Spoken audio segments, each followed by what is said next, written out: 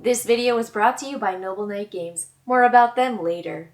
Hey everybody, Kimberly here, and I've got a fantastic list here for you that I have been just thrilled to make. And I've really spent all of January creating this list and really just scouring those publishers and designers and places that are promoting these games because, platforms like, GameFound and Kickstarter and things like that.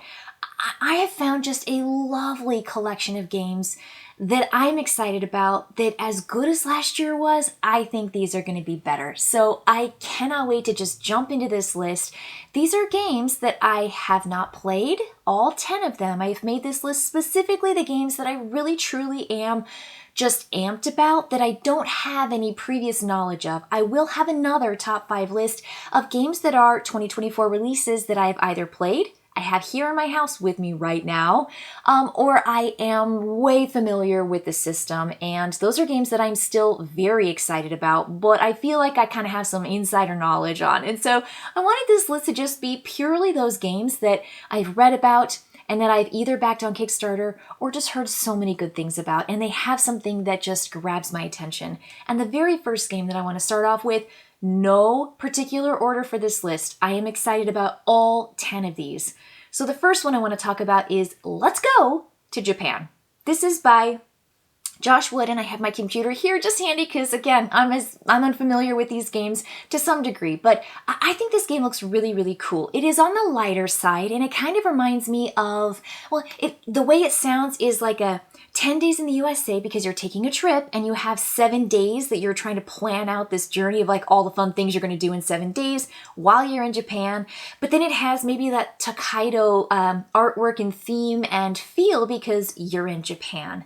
So you're travel planning, you're experiencing your own dream vacation. It says here that some of the core mechanics are drafting, set collection, simultaneous action selection, and storytelling. So for me, this looks great, and because I am backing it on Kickstarter, I get those updates from Josh, again, the designer, who did Cat Lady, who did Santa Monica, working with AEG. Really, really strong push here for Let's Go to Japan. This is a passion project for him. So I'm just excited to support him, and I'm excited to get this game. It seems like it's really just a nice little puzzle of where you're going, when you're going, and how you're going to make the best of your adventure in Japan. So that's going to be my very first one. The next that I want to talk about is called Stone Spine Architects. And this is going to be put out by Thunderworks Games. And it says something like dungeon crafting. You're simultaneously drafting and you are playing cards to expand and design this dungeon. And you're doing it one chamber at a time. You've got challenges. You're mapping these underground passages, searching for extra treasure. And you are trying to customize your labyrinth with monsters, traps, treasures, and secret passages. And it says the person who has the most perilous dungeon at the end is going to win. This has drafting, hand management, pattern building, simultaneous action. I think that's really what I'm seeing a lot lately with these games is everyone is essentially working on their turn at the same time. And it's just nice because it makes gameplay so fast and easy. This is for 1 to 5 players. And is maybe a little bit heavier than the previous game I talked about, Let's Go to Japan, but still, between 2 and 3 on that kind of out of 5 complexity here at BGG, and it looks like it takes under an hour to play. And I have to say, one of the reasons why this shows up on my list is because I love card drafting, but also the theme totally fits in with my husband and his desires and likes and loves, and dungeon crawling is just a really big thing. He loves fantasy games, and so I think that he'll really like this, which means that I'll probably be able to get it on the table faster, and we'll probably have a whole bunch of fun with it. So I do want to become, as it says here, like the greatest architect of my own dungeon. And I'm going to move right on to the next one. This one's called Weirdwood Manor. He says, work together to battle time and malevolent monsters in a magical, ever-shifting manner. This has complexity bumped up. It seems like it's going to be more of that medium plus. And the time is going to go up too. This looks like it's about an hour and a half to 2 hours. But the cool thing, one of the things that I'm really excited about is that it's 1 to 5 players and it's cooperative. So for me, that's a big pull. I've got the fantasy theme. It sounds really fun with this shifting manner. It says here it's got a whole bunch of Euro-inspired underpinnings, and players are going to work together. Action retrieval, cooperative game, dice rolling, real-time ending, all kinds of fun events and story. This seems like it's going to be really packed with just so much content and details with all the different monsters. There's going to be like this Fey monster deck. And it's just going to be about kind of overcoming perhaps the baddie. It looks really, really cool. And maybe it reminds me of some of those other games that you've got where you're kind of exploring a mansion, you're exploring this place. Maybe it's about like the shifting or changing rooms and spaces that kind of has this fantastical feel to it. I like the asymmetrical characters that you are playing, which gives everybody just a little bit of a different feel. This sounds fun. Maze, puzzles, miniatures, you know, I am on board. And again, really sounds like something I'm going to get on the table with my gaming group. So very interested in what Weirdwood Manor has to offer. The next one, this is mid-complexity, and it's called Once Upon a Line. Now, I have to say the title totally got me because it plays off of Once Upon a Time, but it was really the pitch. It was the catch that got me. The first scratch-off adventure game. And I'm like, I've never played a scratch-off adventure game. So for me, I'm like, I'm really interested in this. So that was like the number one thing that got me. So again, kind of mid-complexity here. This game is going to be in the 2 to 3 hour range. And so if that sounds interesting to you, if you kind of want to have this, you know, adventure where you are spending maybe like, you know, middle afternoon of a Saturday or Sunday, this says it's a narrative game played out in chapters. You've got heroes the players are playing, actions to play on a board of scratch-off ink. You're going to uncover hidden secrets. You're going to take cards, revealing story arcs as they come, and you have to accomplish your mission. It is so like you are just immersed in this mission, this adventure. You're trying to like get out of traps, and you're trying to figure out puzzles. They say here riddles, anagrams, palindromes, and then complete your quest before scratching off the last square on the line of tragedy. Yes, please. Yes, please. I mean, deduction, murder mystery, science fiction, card game, adventure, legacy game. I want all of it. I think that just sounds like loads of fun. So, looking forward to Once Upon a Line. Okay, the next one I've got here is Mistwind. Now, Mistwind is a little bit more time. It looks like it's about, you know, 1.5 hours to 2 hours to play. A little bit heavier. We're in that 3.2 out of 5 for complexity rating. It says you're going to build efficient trade networks with your transport whales and outposts. So this just looks like a really fun kind of mercantile working exploration game. Bustling cities filled with hardworking townsfolk. You're going to transport whales seen soaring above the mist. Strategic game of building networks and meeting demands of each nation. So that's where I kind of get that, you know, like economic, you're building up your whole system, gaining resources, building outposts, gathering cargo, maybe a little bit of pick up and deliver. Sounds like maybe some worker placement, hand management, route building, you know, kind of that kind of game. I'm very interested in this. I want to see how well it works as just that nice streamlined strategy game that takes about 2 hours to play. And I think the theme on that and the artwork on this looks really, really good. Again, 1 to 5 players. A lot or all of these games so far have been scalable for single play, solo play, probably autonoma. Game rules, and then all the way up to 5, which I find to be a really nice scale. So that is going to be Mistwind.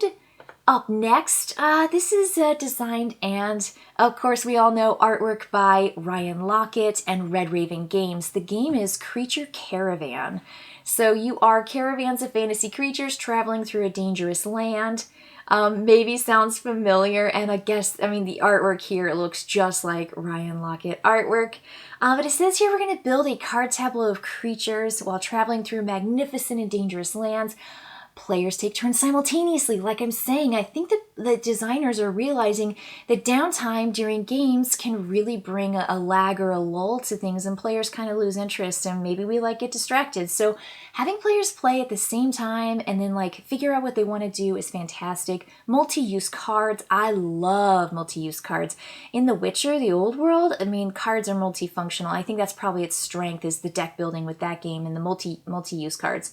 Worker placement with dice workers, I love. That is one of my top 5 mechanics. I love worker dice placement. I just do. It is like such a favorite of mine.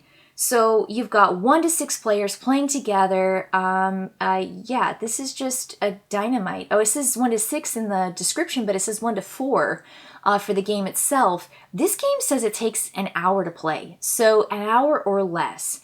Right now it doesn't have a complexity rating, but I think this sounds fun. I want a nice light game because all the other games I'm looking at, maybe a little bit more complex, maybe a little bit more time spent. Okay, I can only play so many 2 to 3 hour games in one weekend. I can probably squeeze in Creature Caravan as a 1 hour game, and if there are fewer players than the max amount, it probably takes even less time. So this looks like the latest game by Ryan Lockett and Red Raven Games. I'm really excited. I think it looks great. Moving on to maybe the most complicated game on my list, the most complex. It's not the most time that you're going to spend because it's not an adventure or a legacy game like some of the others, but Ezra and Nehemiah looks really good, and I'm super interested in this because we've got, let's see here, our artist, but also I want to look at the designer. Was also a designer for Paladins of the West Kingdom, Architects, West Kingdom Viscounts, Wayfarers, Circadians, First Light, Scholars of the South Tigris. So right now it's like, good grief, Sam McDonald is doing some amazing games and some really cool stuff. You also have Shem Phillips, and Shem Phillips did all the same games. And then also Legacy of You, which was a solo game from last year that I really enjoyed. So dynamite designers, and this game is going to take about an hour and a half to 2 hours to play. Like I said, complexity is higher up on that 3.7 out of 5. But this looks fascinating. You've got this ancient city building theme. It does have a religious theme, as you can tell with like the Ezra and Nehemiah, but this has like crazy good mechanics as well. Tech trees and tech tracks. Love. Want to do that. Track movement. You've got the solo opportunity. Hand management. Chaining. Right now it says, of course, maybe all games just say this, the person with the most victory points wins the game. But you are gaining points by building up temples, rebuilding the city walls and gates, teaching the Torah to returning exiles, developing land, traveling settlement cities. I mean, it just seems like there's a whole bunch here, and you play over 3 rounds. So hand of cards, workers, resources. So this sounds like a classic, I'm thinking, you know, an hour and a half to 2 hour strategy game. I'm on board. And I really do feel like the ratings so far really put this high up. I think a lot of people are pretty excited and interested in Ezra and Nehemiah. Okay, moving on to Cities. Cities is published by Devere, and I have to say that I've got my little Devere pack over here with the Red Cathedral, the White Castle. Those games I love, and I love that they're in a small box, and I think that they're just really good. And now I've got Cities, and it's coming out by 2 of my favorite designers, Phil Walker Harding and Steve Finn. And I saw that, and I saw by Devere, and I said, I don't really care what else is happening here. I just want it. I just want it now.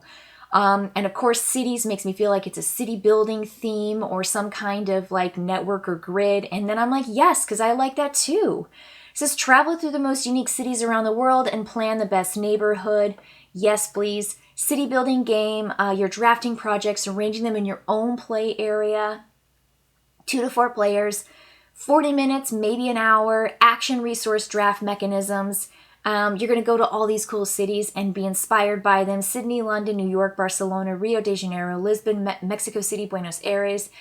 I mean, come on, give me that 8-round city building game any day of the week. Yeah, sounds great. So I'm on board. Maybe I'm on board the most. I said this wasn't ranked, but I have to say this one might be the most excited I am for a game. But Cities is definitely on my radar. Okay, Windmill Valley next.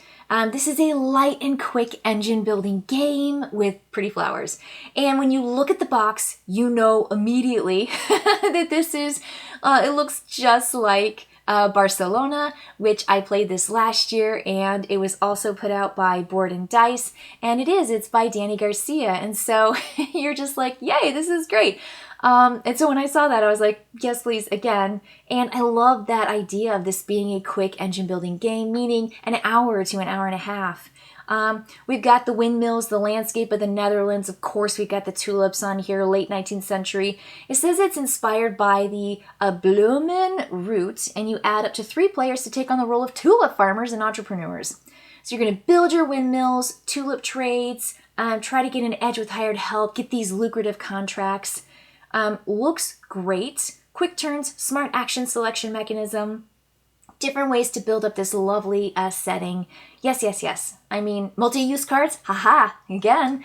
It's so smart. I love it. I love it so much. So, Rondel, I love rondels. Okay, very excited about this game.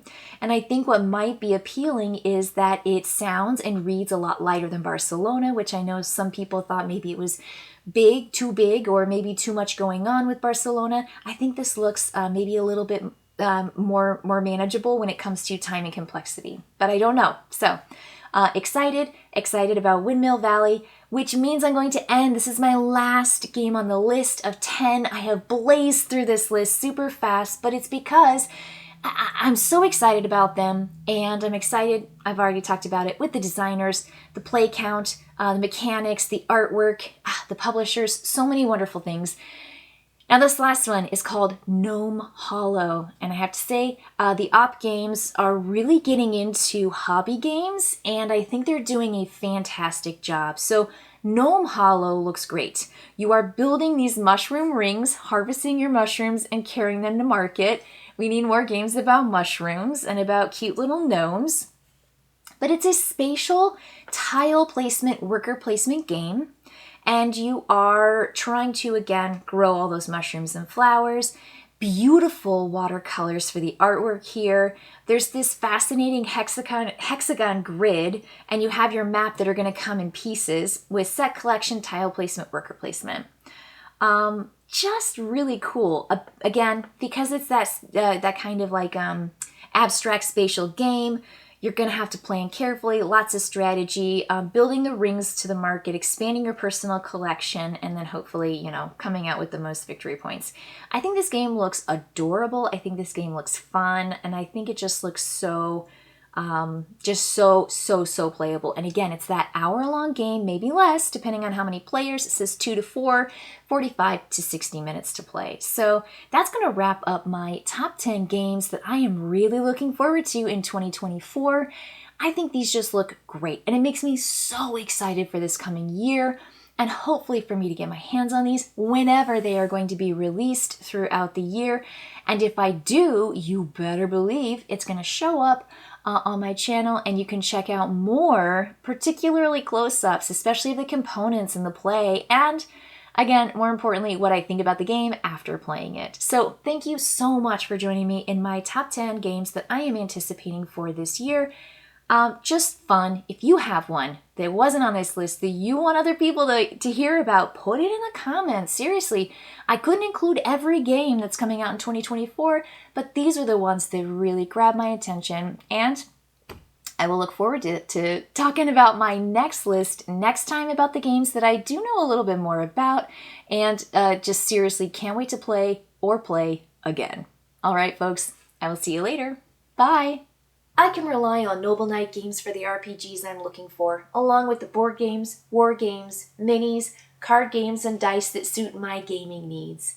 They also have specials running constantly with deals and offers that provide gamers like me and you an opportunity to invest in new and used games that have been quality controlled for accuracy and perfection. Make Noble Knight Games your friendly local game store. Satisfaction guaranteed.